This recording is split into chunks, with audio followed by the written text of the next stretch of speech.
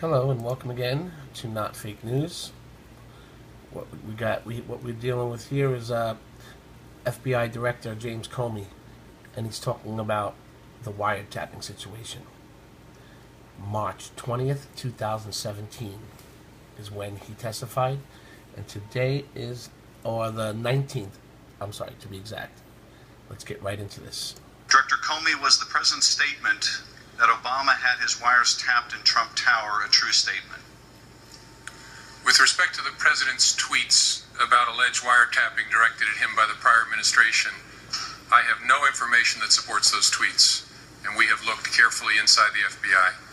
The Department of Justice has asked me to share with you that the answer is the same for the Department of Justice and all its components. The department has no information that supports those tweets.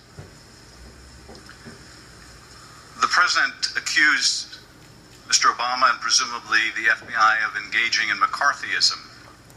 As you understand the term McCarthyism, do you think President Obama or the FBI was engaged in such conduct? I'm not going to try and characterize the tweets themselves. All I can tell you is we have no information that supports them. Were you engaged in McCarthyism, Director Comey?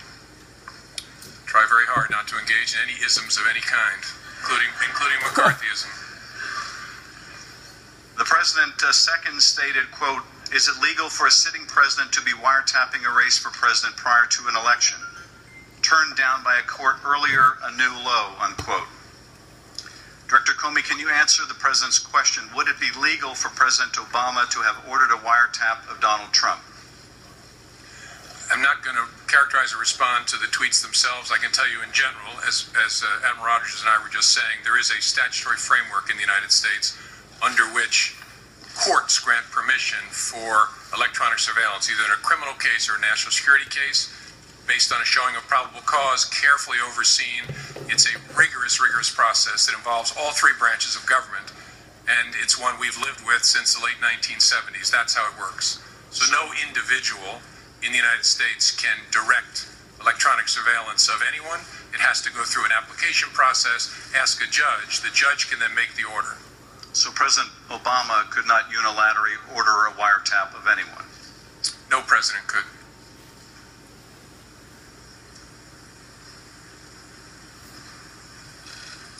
Mr. Trump. Really?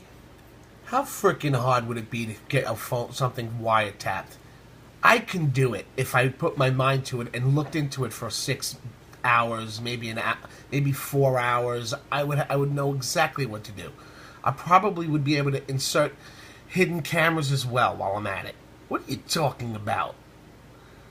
You freaking kidding me? You telling me you don't have teams of people who do this? You don't even have to tell them what to do? The teams where you pick up a phone and go, apricot, and they're all over it. They know exactly what to do.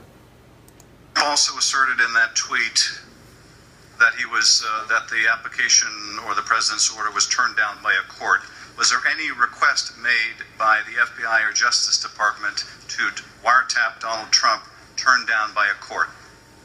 That's one of those subjects I can't comment on one way or another. Please don't interpret that in any way other than I just can't talk about anything that relates to the FISA process in an open setting. Third, the president stated, "I bet a good lawyer could make a great case out of the fact that President Obama was tapping my phones in October just prior to the election." Director Comey, you're a good lawyer. Can you make out a great case that President Obama wiretapped Mr. Trump's phones just prior to the election, in light of the fact you have said there's no evidence of that? All I can say is what I said before, that we don't have any information that supports those tweets.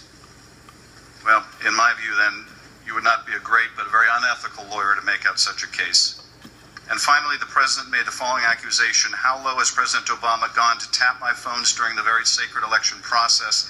This is Nixon, Watergate, bad or sick guy."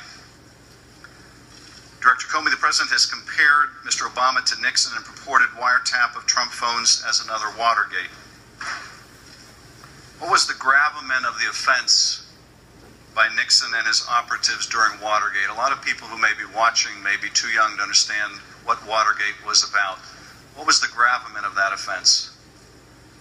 Well, as I recall it, and I was a kid, but have studied it quite a bit in school, the gravamen of it was an abuse of power, including break-ins, unlawful wiretaps, obstruction of justice, sort of the cycle of criminal conduct. Wait It a was a second. break-in of the Democratic headquarters. Wait a second. I thought he said that presidents can't do wiretaps. How did President Nixon do it? How? What? He has a face on like wiretap. What's a wiretap? Quarters by operatives of the president, was it not? That's my understanding. Is that's how it began. The And it investigation also began. involved a cover-up by the president. Yes, as I said. Now here, I think you've said there's... That's it? Okay. You know what? Anderson Cooper destroys Donald Trump wiretap claim. Good evening. Thanks for joining us. Tonight, we I know... want to watch this ex-CIA agent lie to our faces. Sounds like fun? the President of the United States has no facts to back up his startling allegation that the former president... Isn't it a coincidence how that led up to this? Making CNN seem like they know what they're talking about?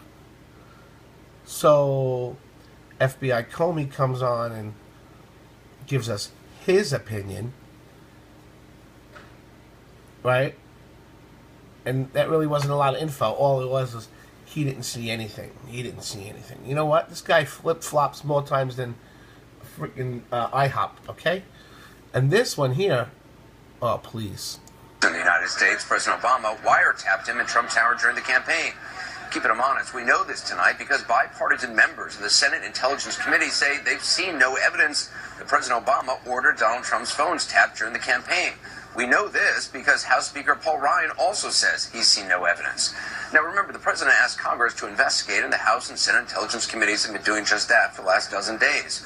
We know the president has no facts to back up his early morning Saturday tweet storm because in today's White House briefing, Press Secretary Sean Spicer read a long list of media reports that he seemed to believe back up the president's claims.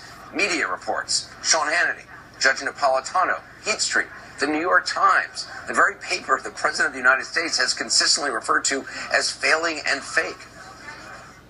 Sean Hannity went on Fox to say Judge Andrew Napolitano made the following statement. On November 11, 2016, days after the election, Heat Street reported. January 19th, the New York Times reported. Well, you know the president has no fact because he himself was on Fox. Wow, this is really easy to follow, CNN. What the hell did that mean, and what did you say, and what was the cutting all about?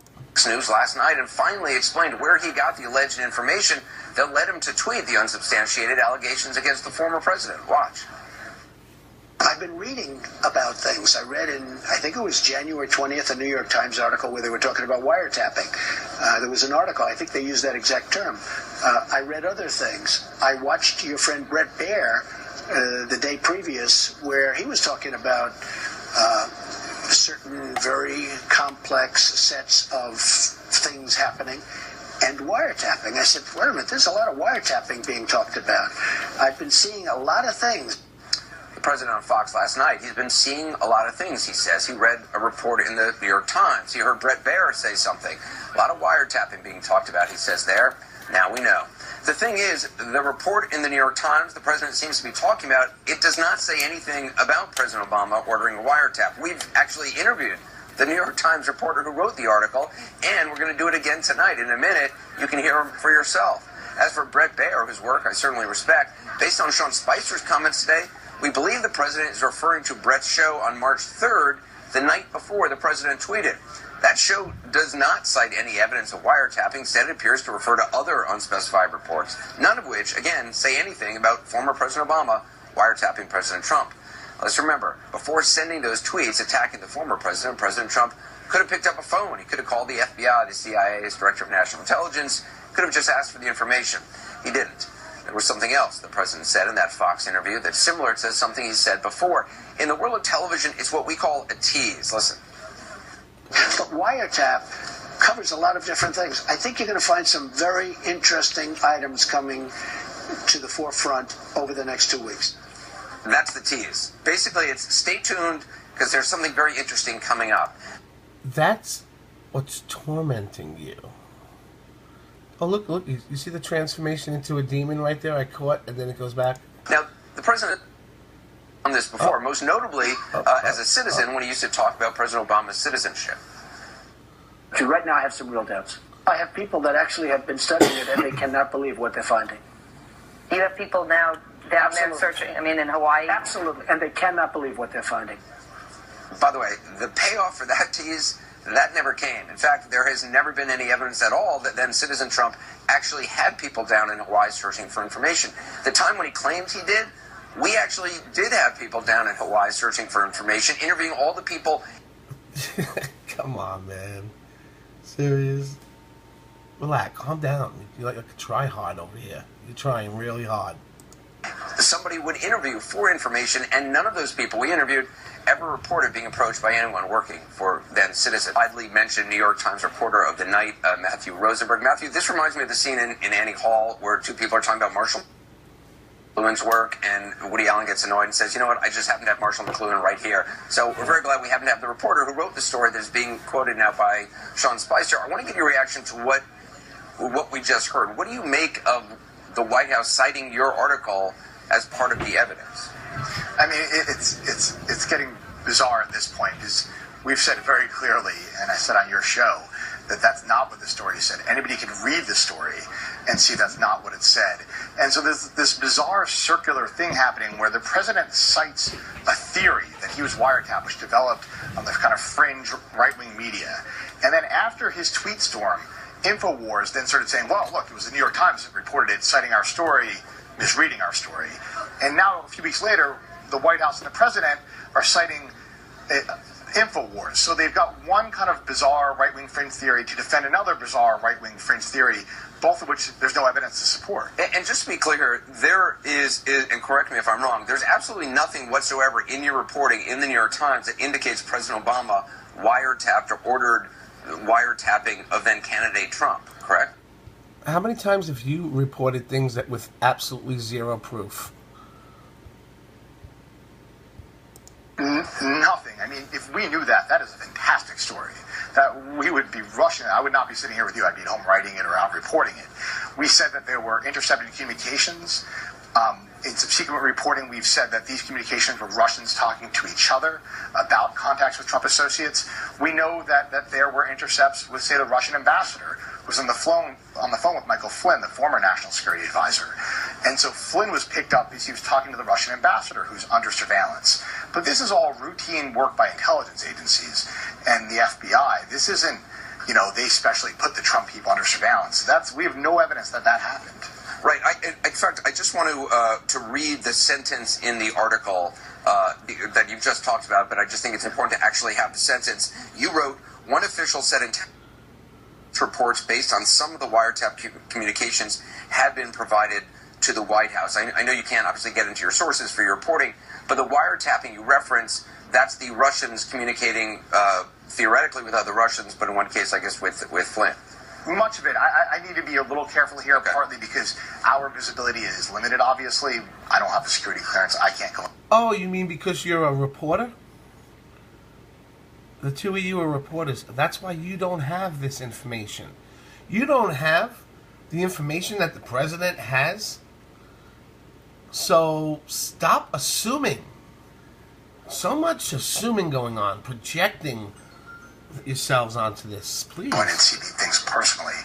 And that these intelligence reports then go to the White House isn't that unusual either. Because in almost all of them, the names are masked. So if there's an American named in this, it's almost always masked. It's only unmasked if necessary for context, or if the president were to ask for that. But we have no evidence that happened. Again, this is intelligence agencies doing their jobs, frankly, and picking up things that were going on. You're also working for a news organization that the President of the United States has repeatedly referred to as failing or fake news.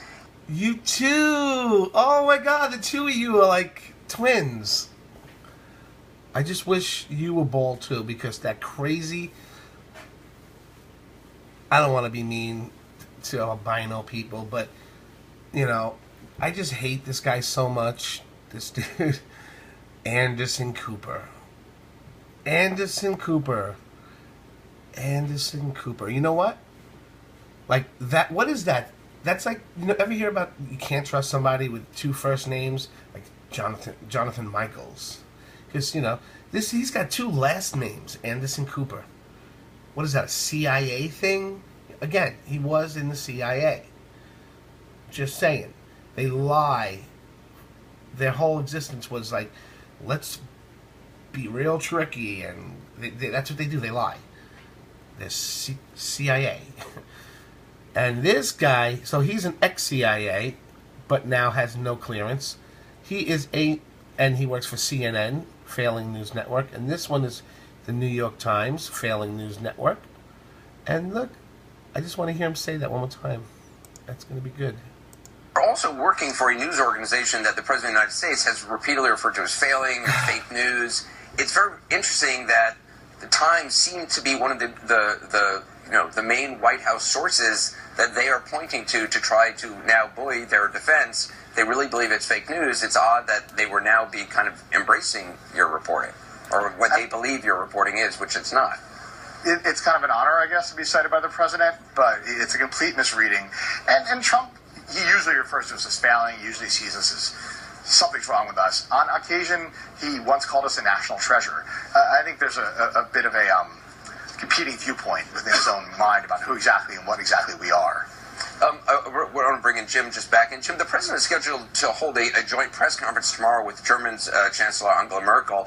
A, do you foresee wiretapping coming up? And B, any idea of how he might respond? Anderson, I think this is going to be a critical moment for President Trump in the early days of this administration.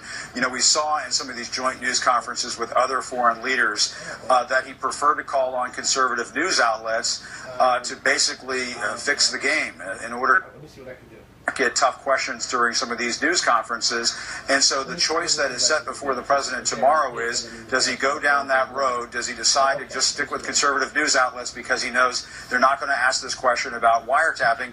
Or does he call on a CNN or New York Times or Associated Press or one of the other broadcast networks and so on?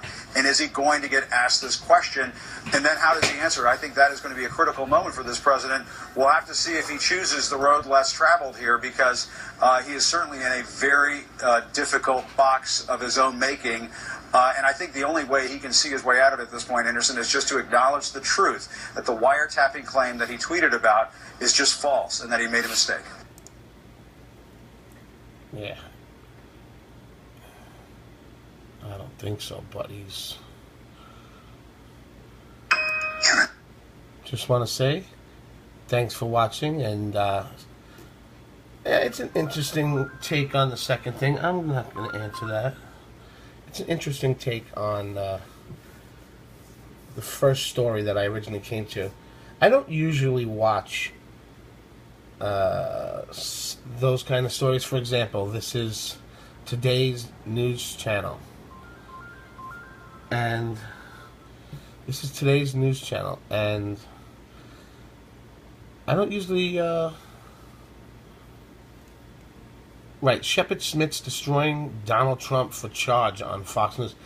Right there, you just know immediately some bull. Because they never have anything. And they make it seem like there's something there when there really isn't. All the time. This is CNN. I don't care how good it sounds, like the way what they're saying. I mean, something not right here. I could tell you right now, something's not right. And they're going to be found to be 100% wrong, just like they always are. Well, that's it. I'm going to let you guys go. Thank you for watching. Share this with your friends on Facebook and Twitter. And even though you hate Anderson Cooper, give us a thumbs up, because you're supporting Not Fake News. So give us a like, thumbs up. Thanks so much. I'll see you next time. Not Fake News.